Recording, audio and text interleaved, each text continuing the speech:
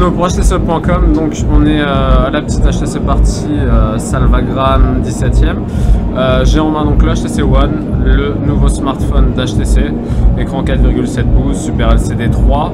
Donc on va faire un petit tour du côté de l'interface parce qu'évidemment il y a énormément de nouveautés et vous êtes nombreux à vous poser des questions. Donc on commence avec BlinkFit. BlinkFit, qu'est-ce que c'est? C'est le nouvel écran d'accueil par tuile. Certains diront qu'il y a une certaine inspiration Windows Phone, c'est pas faux. Et en gros, à quoi ça va servir? Ça va servir à afficher tous vos flux RSS, tous vos réseaux sociaux, enfin énormément de contenu depuis le web. Donc c'est mis en permanence à jour via Wi-Fi ou via 3G ou via bientôt 4G. Une simple pression vers le bas et il y a une mise à jour du flux, voilà.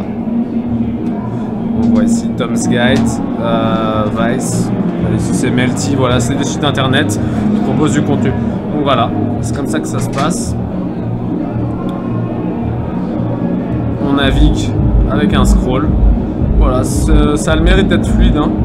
Donc c'est nickel.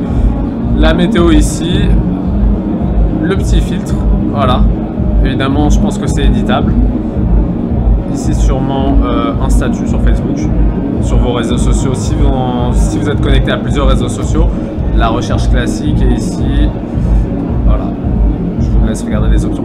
Et donc, il y avait pas mal de monde qui se demandait qu'en est-il de l'ancienne interface, Sense 4 et compagnie. Eh bien, sachez, c'est toujours dispo. Voilà, un swipe vers la droite et on tombe donc sur l'interface classique avec au maximum 5 bureaux, toujours paramétrables pardon, avec des widgets. Voilà, un petit tour du côté widget. Voilà, ça n'a pas changé, hein. En fait, BlinkFit c'est vraiment quelque chose en plus, un service en plus. Et si vous voulez l'utiliser comme vous l'utilisiez avant, c'est possible. Pourquoi? Parce qu'on peut évidemment définir n'importe quelle page en écran d'accueil. Donc là par exemple, en l'occurrence j'ai BlinkFit, mais si vous voulez mettre l'horloge en écran d'accueil, c'est tout à fait possible. Donc voilà, interface classique, la nouvelle barre de tâches, les applications avec un filtre. Il reste de la place? Oui, ici des options, la taille de grille, voilà, en 3x4. Bon, c'est un peu moche, on va remettre comme avant, 4x5. Donc voilà, qu'est-ce que je peux vous montrer d'autre? La météo. Bon, tout ça, ça n'a pas super changé. À part, voilà. Maintenant, ça se classe donc par page. C'est super sympa. Des icônes très sobres. Super homogène comme interface. Et on va vous montrer les paramètres. Toujours important à propos. Information logicielle dans un premier temps. Donc voilà, hein. Pas de 4.2 pour Android, 4.1.2, version 5.0 de Sense. Voilà, je vous laisse regarder. Ça, on s'en fiche un peu. Et je vous montre quand même.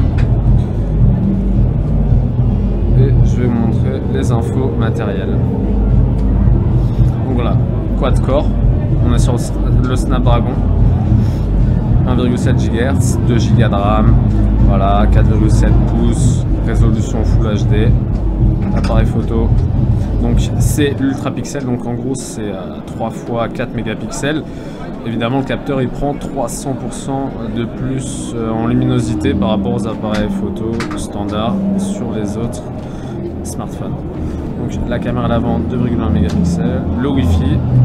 Alors par contre là c'est peut-être parce que c'est un modèle d'essai, mais sur le site donc, d'ailleurs j'en ai fait l'article, vous pouvez le consulter en ligne, il supporte le nouveau standard Wi-Fi AC, donc voilà c'est le gigabit sans fil, qui n'est pas encore tout à fait standardisé, mais ça devrait pas tarder, donc c'est une superbe innovation HTC, avec le Bluetooth en 4.0, sympa. Donc qu'est-ce que je peux vous montrer d'autre? La photo, ouais. Montrer la photo, donc je démarre l'appareil.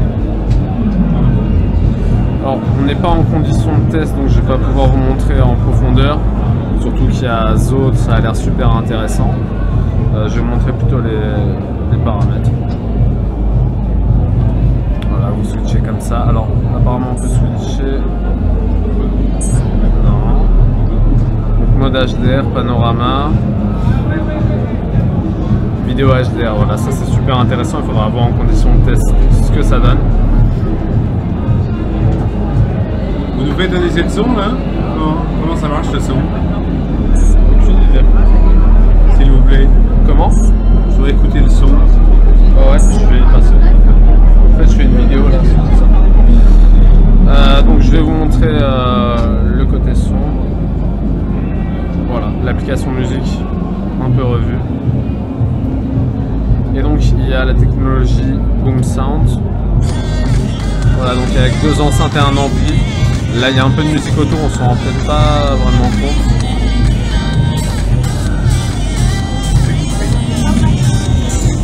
Et le système de parole automatique. Voilà, c'est plutôt vraiment bien fait.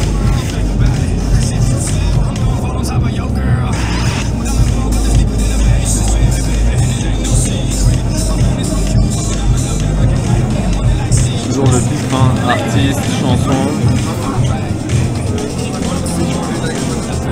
Donc voilà pour la musique. Beats audio, hein, toujours. Vous avez pu le voir. Je vais faire pause et j'oublie sûrement de vous montrer des choses, on les verra sur le test. Je vais terminer par le lock screen. Donc voilà à quoi ça ressemble en temps normal. Donc oubliez l'anneau, ça n'existe plus. Voilà, ça se déverrouille comme ceci ou bien comme ça. Voilà. Bien sûr, vous pouvez le paramétrer. Et on va y arriver. Où ça? Personnalisé, voilà. Style d'écran verrouillé, voilà, le menu il ressemble un peu à Sense 4 hein. Donc voilà, toujours quelques thèmes, voilà, productivité pour les messages, les emails, les appels, l'agenda, un album photo, ça peut être sympa aussi, toujours en mode tuile. Le widget musique, bon je suis pas très fan, mais il est là, c'est l'essentiel.